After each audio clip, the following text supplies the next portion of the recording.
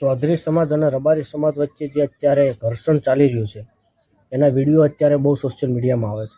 તો અમુક લુખ્ખા તત્વો એવી કોમેન્ટ કરતા હોય વિડીયો ઉપર, અમુક લુખ્ખા તત્વો એવા વિડીયો વાયરલ કરતા હોય કે રબારી સમાજ ઘરમાં ગરી ગયો, રબારી સમાજ નાહી ગયો, રબારી સમાજ. તો બધાના ત્રેવડ હોય ઝઘડા કરવાની, પણ પ્રેમથી જ્યાં સુધી પતતું હોય, પ્રેમથી એમને દીકરી તમે પાછી આલી છે ચૌધરી સમાજે, તો પ્રેમથી રબારી સમાજે પણ સ્વીકાર્યું છે કે અમે પ્રેમથી તમારી દીકરીને પાછી આપશું.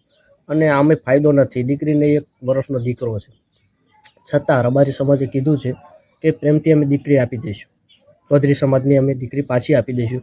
અને આ વાત ઉપરથી તો ગુરુ ગાદી વડવાળા દુધરેજથી કણીરામ બાપુ 1008 મહામંડલેશ્વર, તેમનું પણ માન લોકોએ નથી રાખ્યું. અને આટલું બધું ઘર્ષણ થઈ ગયું, એમને પણ કીધું છે, સોશિયલ મીડિયાના માધ્યમથી એક વિડીયો બનાવ્યો છે કે ચૌધરી સમાજ અને રબારી સમાજ ઘર્ષણ ન થાય અને પ્રેમથી શાંતિથી આગેવાનો બેસી અને એની ચર્ચા કરે અને મામલો શાંતિથી પતી જાય. તે છતાંય અમુક લુખ્ખા તત્વોના લીધે ઘર્ષણ બહુ લાંબુ થયું.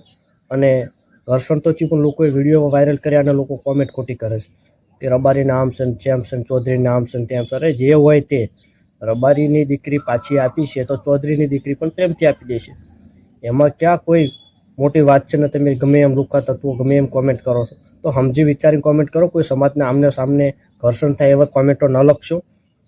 બસ આટલી વિનંતી છે. જય દ્વારકાધીશ.